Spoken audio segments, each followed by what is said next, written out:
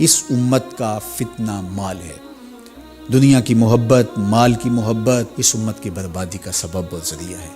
اس لیے ہم دنیا کے ساتھ محبت اور دنیا کے ساتھ الفت کا ایسا ربط قائم نہ کریں جو ہمیں ہمارے رب سے غافل کر دے۔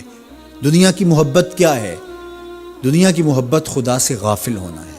اگر کوئی بندہ خدا سے غافل نہیں ہے تو یہ دنیا کی محبت نہیں۔ جیب میں پیسوں کا ہونا یہ دنیا کی محبت نہیں، دل میں ہونا دنیا کی محبت ہے۔ تو جب دل میں مال ہے تو یہ دنیا دار ہے بندہ۔ جیب میں مال سے دنیا دار نہیں ہوتا اگر دل مال کی محبت سے خالی ہو۔ تو ہم اپنی ضروریات کے لیے کاروبار کریں، امور دنیا میں آئیں اور اللہ کی مخلوق کو نفع پہنچائیں، آسودہ اور خوشحال زندگی بسر کریں، لیکن ہمارا مقصود صرف اللہ کی رضا اور اس کی خوشنودی کو حاصل کرنا ہو۔ اگرچہ امت کا ایک کثیر طبقہ پورا دنیا دار بن گیا ہے، لیکن اس کے باوجود بھی امت کے ایسے افراد آج بھی موجود ہیں جن کا مطمع نظر آخرت ہے، جو اللہ کے لیے جیتے ہیں، اللہ کے لیے مرتے ہیں۔ رضا الہی ان کا مقصود ہے، ان کی منشا اللہ کو راضی کرنا ہے۔ اللہ کے محبوب علیہ السلام گزرے تو حضور کو ایک خوشبو آئی، تو جبریل امین سے پوچھا کہ یہ خوشبو کس چیز کی ہے؟ تو کہا یہ ماشطہ بنت فرعون کی خوشبو ہے۔ فرعون کی بیٹی کو ایک خاتون کنگھی کیا کرتی تھی، بناؤ سنگار کیا کرتی تھی۔ ایک دن اس کے ہاتھ سے کنگھی گر گئی تو اس نے کنگھی پکڑتے ہوئے کہا کہ اللہ کے نام سے برباد ہو فرعون۔ تو اس نے کہا کہ کیا میرے باپ کے علاوہ بھی کوئی معبود ہے؟ اس نے کہا کہ معبود برحق تو وہ ہے اور وہی سچا معبود ہے۔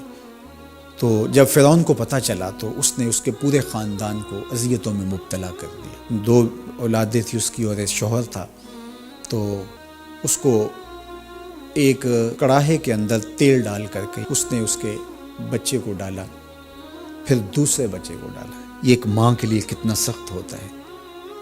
ماں کا دل تھوڑا ڈولنے لگا تو بچے نے وہاں سے آواز دی کہ امی حق پر مستقیم رہنا، تو سچائی پر ہے، تو حق پر ہے۔ تو کہا کہ یہ اس ماشطہ کی خوشبو ہے جو مشکل حالات کے اندر بھی حق پر مستقیم رہی، حق پر ڈٹی رہی۔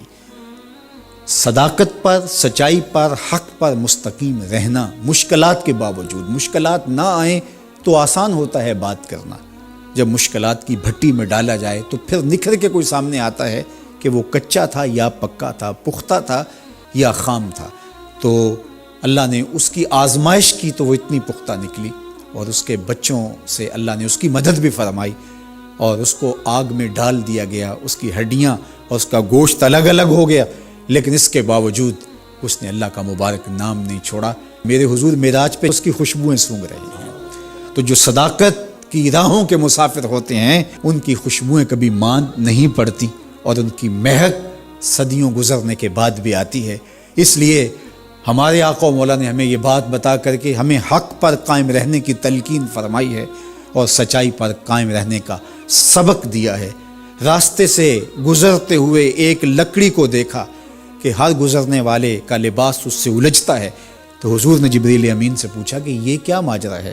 تو کہا کہ حضور یہ ان کی مثال ہے جو بازاروں، چوراہوں، چوکوں اور گلیوں میں بیٹھ کر کے کچہریاں لگاتے تھے اور آنے جانے والوں کو تنگ کیا کرتے تھے، ان کے لیے اذیت کا سامنا کرتے تھے۔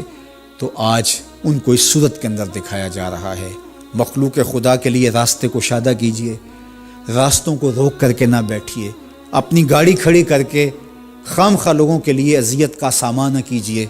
ہم دیکھتے ہیں کہ 15 فٹ کی تنگ سی گلی ہے اور ہم 10 مرلے کا 5 مرلے کا گھر بنایا ہے، اور ہر چیز ہم نے گھر کے اندر بنائی ہے، صرف 3 سیڑھیاں بنانے کی جگہ ہمارے گھر کے اندر نہیں ہے، موٹر لگانے کے لیے، نلکا لگانے کے لیے، پمپ لگانے کے لیے اندر جگہ نہیں ہے۔